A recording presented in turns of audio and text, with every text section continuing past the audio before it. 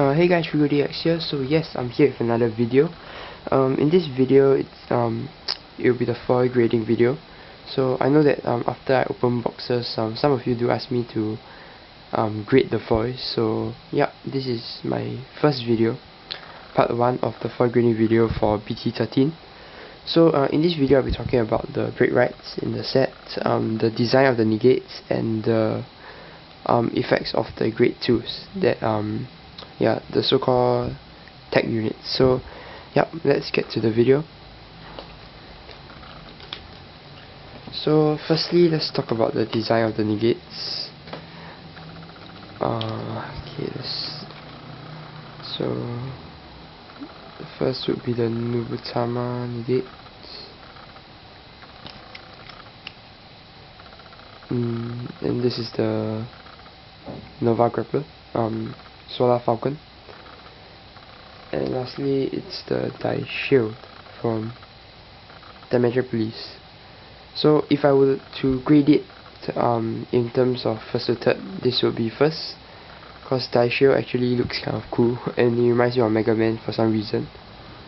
Yeah, I'm a very big fan of Mega Man, so yeah, biasness, this guy's first. Next would be the Nubutama negate. I think it's pretty cool. The art, he's drawn pretty well, and his twin swords are quite nice. So yeah, second would be this guy, and third would be Solar Falcon. I really don't like this guy's art. When I first looked at it, I didn't realize that it was a falcon. I thought that it was a snake and this was its head. After looking at it longer, I just realized that its beak was here. So yeah, that's his face. Other than that, the twin stuff on his arms are pretty cool, I guess, but still I do not like his design, so third place for him. So yeah. Next we'll move on to the grade 2s. So let's start off with their skills first.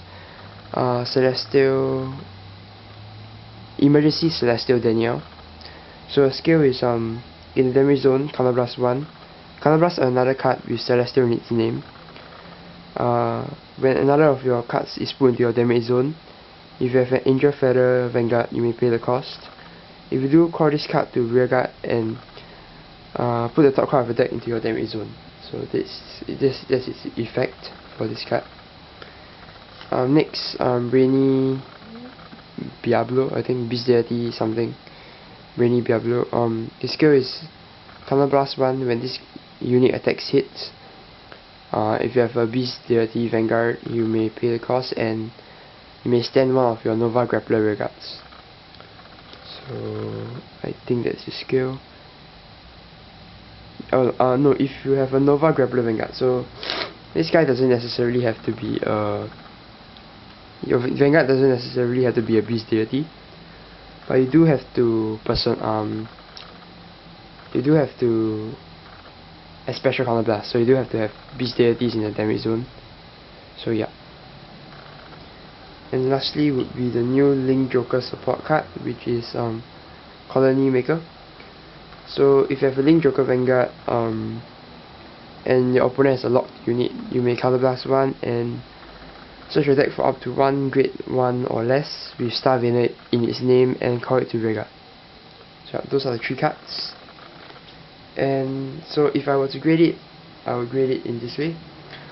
First would be Colony Maker. Actually, Colony Maker and Brainy Diablo, both of them were quite hard to make a choice between. But me and my friend, we actually decided to put Colony Maker as first. Mainly because Link Joker has a lot of very good grade 1 Star Vader units. So being able to search out for one of those is just pretty much deadly. So that's why Colony Maker is such a good card. Next would be Brainy. Brainy is a very good pressure unit, considering that its skill is only costs Counterblast 1. and when your attack hits, you may stand Nova Grappler Rearguard. So this helps to chain with the combos of like Ethics Buster Extreme and Ethics Buster and all those units that can stand. So yeah, he's pretty good. And yeah, so he can just stand units, not necessarily bestiality units. So that I think that's pretty helpful. So yeah, second place. And lastly would be Danielle. Danielle actually has a pretty weird skill. Firstly, I think that I don't really like her effect because she has to be in the damage zone.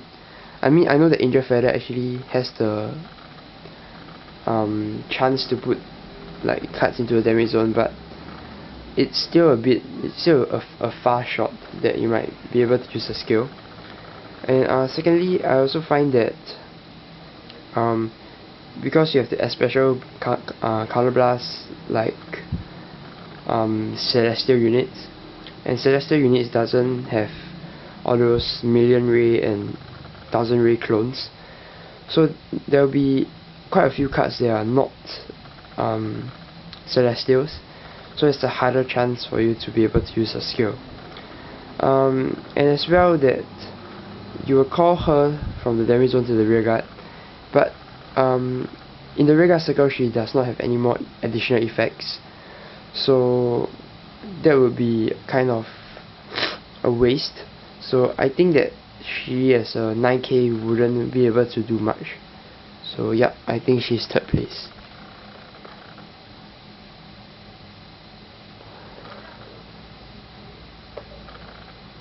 Okay, moving on to the break rights.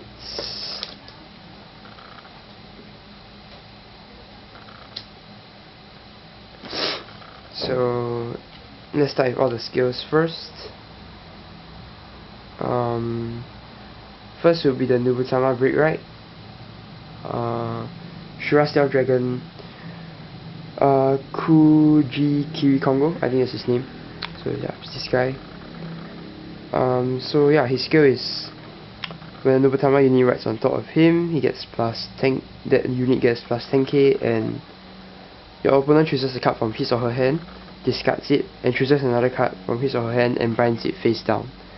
And at the end of your opponent's turn, your opponent can pull back that card that is bind. So yeah. Next up we have Original Saver 0. So it's a pretty straightforward skill.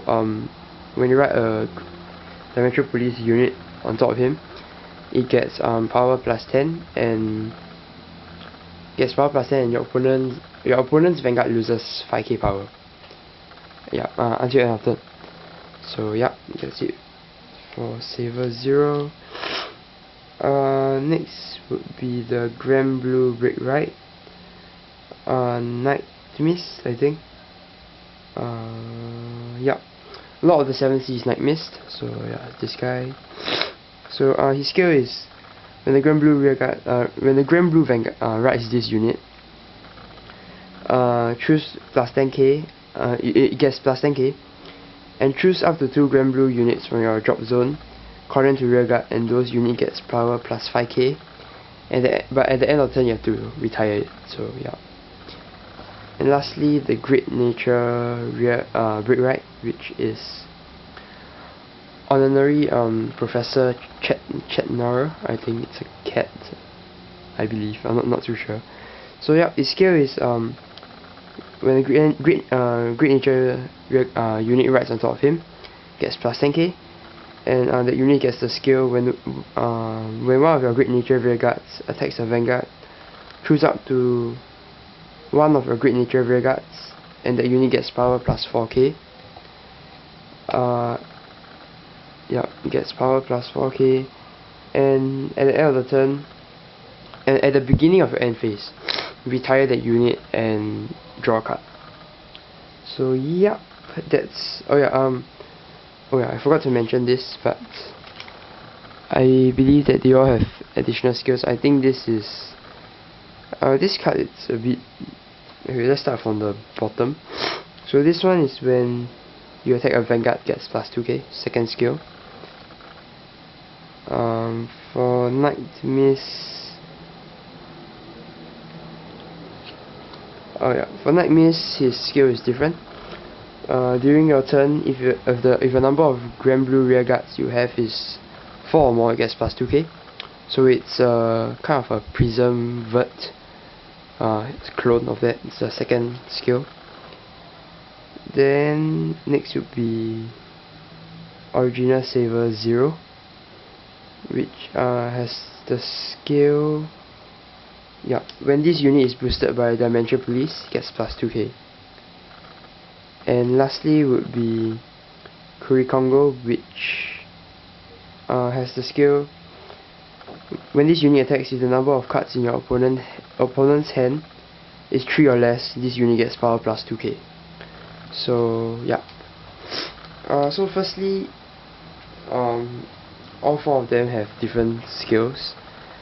The easiest to get off would definitely be Chetnor, because you just attack a Vanguard. Next would be Saver 0, I guess. Being boosted isn't much of a problem. Third would be Night Mist, which is kind of hard to get off, because you need 4 rear guards, but considering his skill, it's pretty okay. And lastly would be the Nubu Taman Break Right, because it's pretty hard to get your opponent below like 4 or 5 cards because of his twin drive. So yeah, that's pretty difficult. Okay, so that's just based on the second skill. Now I'll be grading them based on their first skills.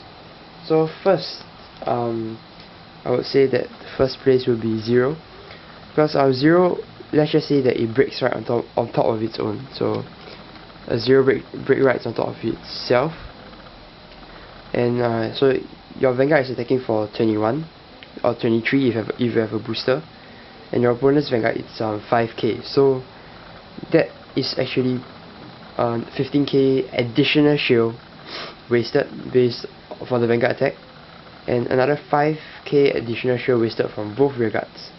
So that's about 25k waste in shield. So I find that is pretty scary, and yeah, that's why it's first place.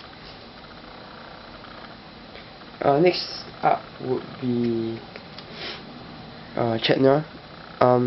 Actually, I couldn't make a decision between Chetnor and Night Mist, but because my friend plays Great Nature, so I'm kind of semi-biased towards this card. But yeah, I believe his skill is pretty cool. Let's say it breaks right on top of itself again, so there's no special Vanguard attacks.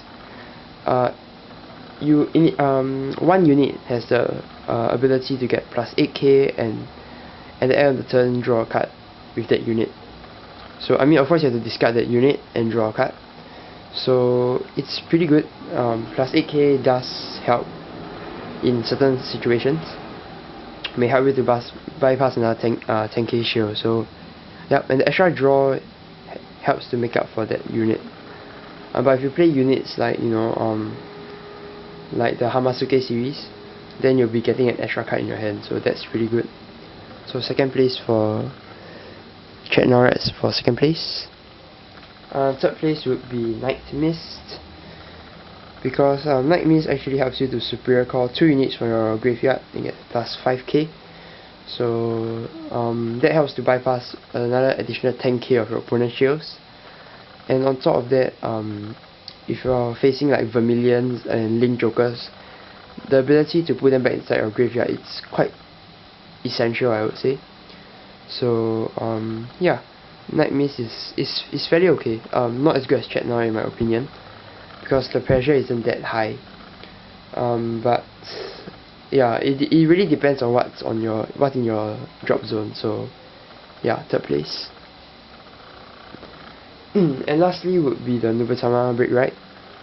The only reason why he's in 4th place is because if you break right him over itself, you get to discard a card and you bind your opponent's card, but the opponent's card goes back to his hand.